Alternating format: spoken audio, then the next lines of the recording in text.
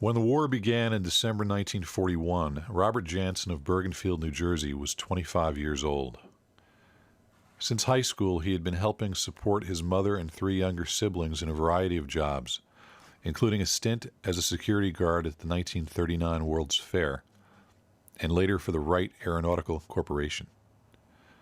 The Nazis now controlled most of the European continent, and England was under assault from Hitler's feared Luftwaffe. But now millions of Yanks were coming, and Janson was one of them. Here, Janson was photographed with his mother on his last day in civilian clothes, April 14, 1942. He had joined the Army Air Corps, and he departed from Newark later that day, bound for pre-flight school at Kelly Field in Texas. He was sent to Advanced Navigational School at Hondo Army Air Base, graduating on January 28, 1943, as second lieutenant in the Army Air Corps Reserve. 1 week later, he flew to Salt Lake City to begin his first phase of training on a B-17 Flying Fortress at Gowan Field in Idaho. In March, Janson became a member of the 545th Squadron of the 384th Bombardment Group, and in April began his final few weeks of intense training at the Army Air Base in Sioux City, Iowa. The group spent 2 weeks in Kearney, Nebraska, being processed for overseas assignment to the 1st Air Division of the 8th Air Force.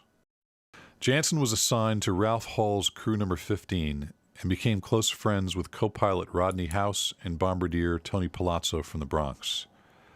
On their trip across the Atlantic, he and Palazzo named their plane the Yankee Powerhouse, after their favorite candy bar. They stopped at Gander Lake, Newfoundland for refueling before embarking on the Big Hop, as it was known, the 12-hour flight to Prestwick, Scotland, and finally to their permanent base near the village of Grafton Underwood, England. Their commander was Colonel Bud Peasley, and their primary function would be the strategic bombing of airfields and industries in Nazi-occupied Europe. The group flew their first combat mission on June 22, 1943, bombing an automobile parts factory in Belgium. This first mission claimed 2 of the unit's B-17s. Janson recalled the mission in his logbook. Well, a day to remember in my life. Our first bombing mission, Antwerp, Belgium, General Motors factory.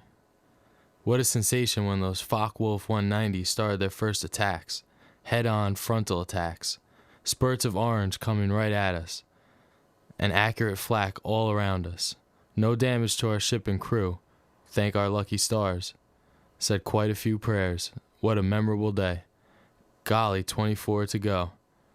Chances of making them are very, very slim, but really hoping against all odds to do so.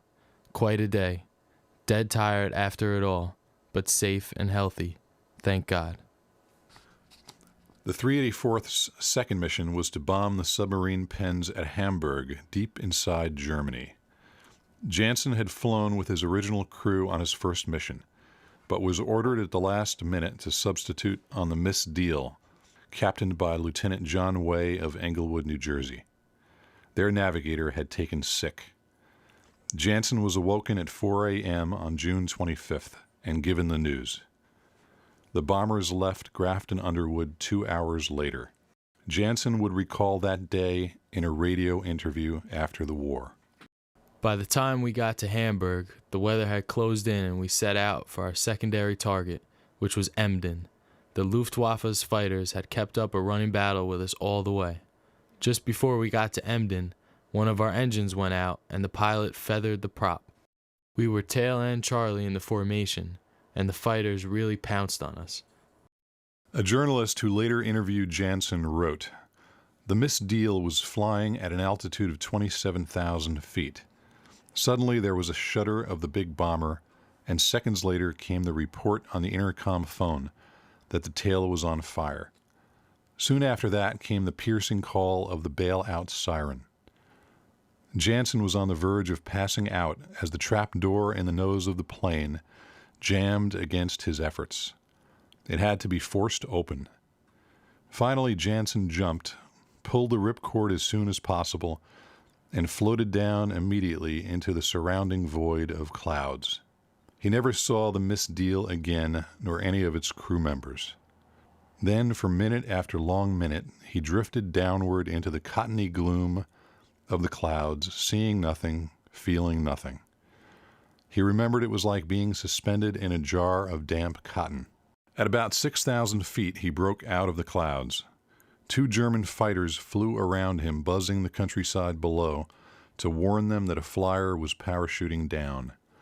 The young navigator came down hard on the solid earth.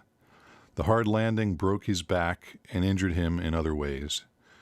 Shortly, German soldiers and countryfolk carried him away. Janson remembers. I landed wrong and broke my back in the pelvis section. My right leg was paralyzed and I couldn't move. I spent 7 months in various hospitals around Germany and finally ended up in Stalag Luft 3, the Air Force officers' camp. Also shot down on that mission were 2 other B-17s. One was Janson's original plane, which had taken him across the Atlantic, the Yankee Powerhouse, flown by another crew. The second was an unnamed Fortress, carrying Deputy Commander Major Selden McMillan. Major Mac, pictured here, would soon coin the 384th's motto when writing a postcard to Bud Peasley with the message, "Keep the show on the road."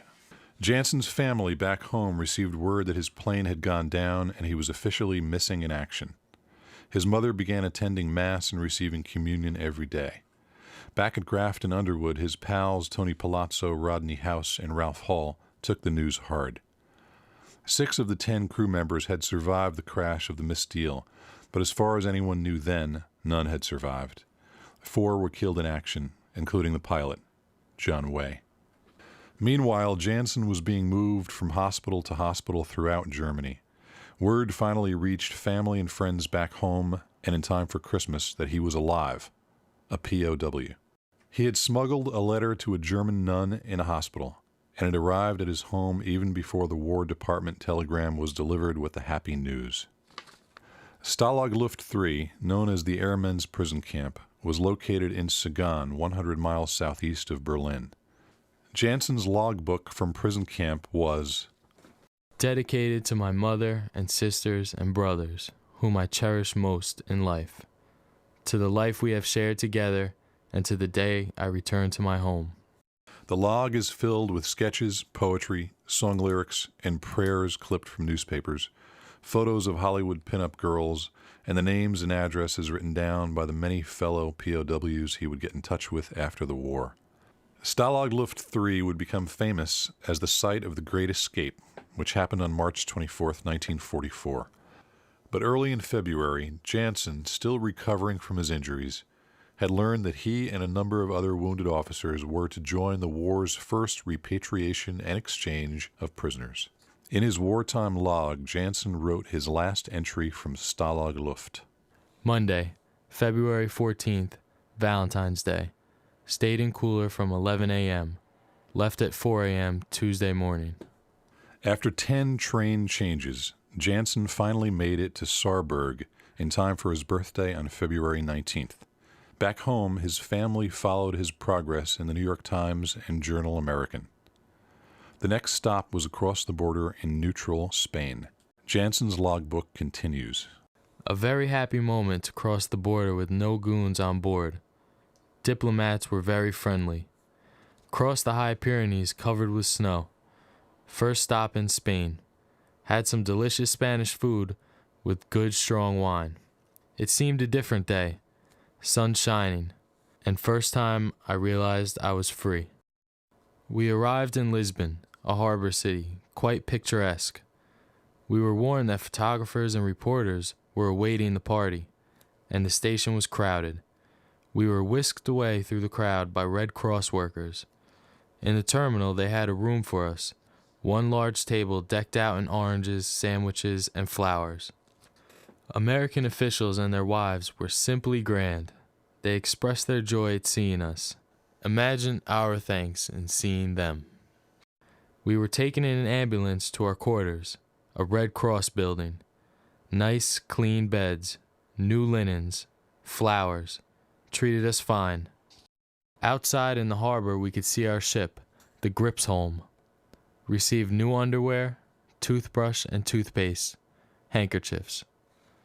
Saturday, enjoyed our first good sleep in a nice comfortable bed. Took a very thankful shower. Also, 3 barbers spruced us up. Received pajamas and a robe. Sunday, went to Mass in a very pretty church. Felt swell. Here, Janson is pictured in Lisbon with 2 of his friends, Louis Means and Sergeant Shattuck. Janson and his group were scheduled to sail for home aboard the SS Gripsholm, a Swedish ocean liner called the Mercy Ship, as it had been chartered to the U.S. State Department as an exchange and repatriation ship under the protection of the Red Cross. Janson's uncle, George Mitchell, who was like a father to him, wrote him upon hearing the news that he was homeward bound. Dear Bob, welcome home to our conquering hero. The best news we have heard in some time was learning you were being returned to good old USA on the SS Gripsholm. Your family and relatives have been walking on clouds ever since. Thank God every cloud has a silver lining, and the world looks bright and cheery again, for our brave little soldier is safely back home again.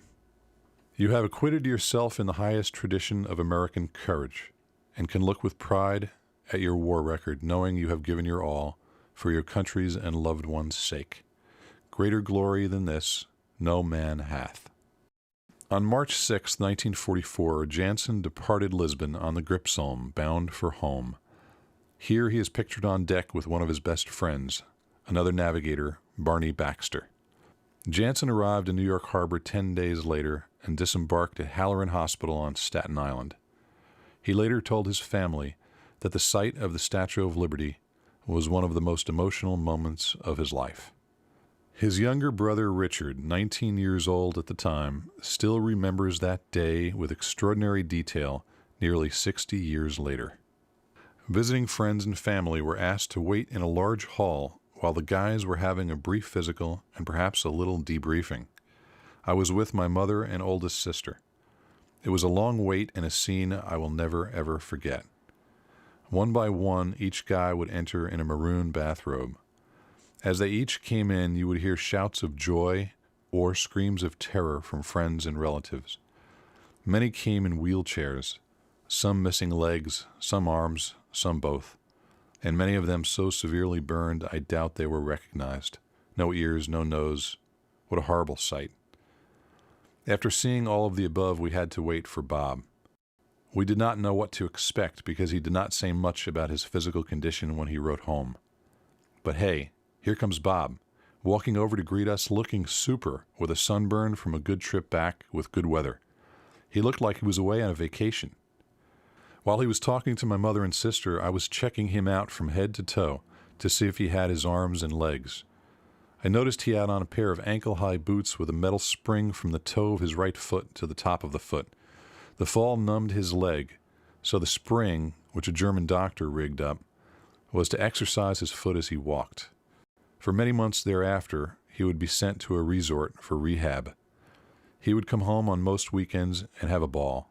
He took my mother and sisters to just about every show on Broadway.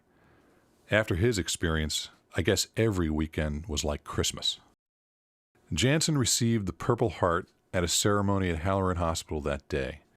As one of the first American airmen to be repatriated, after his rehabilitation, he was often asked to be a guest speaker by civic organizations eager for news from the prison camps, and his story appeared in a number of newspapers. He was assigned to the Port Air Office of the New York Port of Embarkation in September. In October, he met a beautiful young woman who also worked there, Kathleen Holland. About 6 months later, they were married on April 14, 1945, 3 years to the day after he had left home for basic training in the Army Air Corps. The war in Europe ended on May 8, 1945, and on May 15th, Janson was promoted to captain. He left the service soon after and joined millions of other young men who set out to raise their families and build the America we know today. But to his wife and children, he never spoke of the war and never glorified his role in it. Robert M. Janson passed on in 1986, a hero to his own family, for a life of honor and integrity in everything he did. His wartime experience is just one of countless similar stories from America's greatest generation.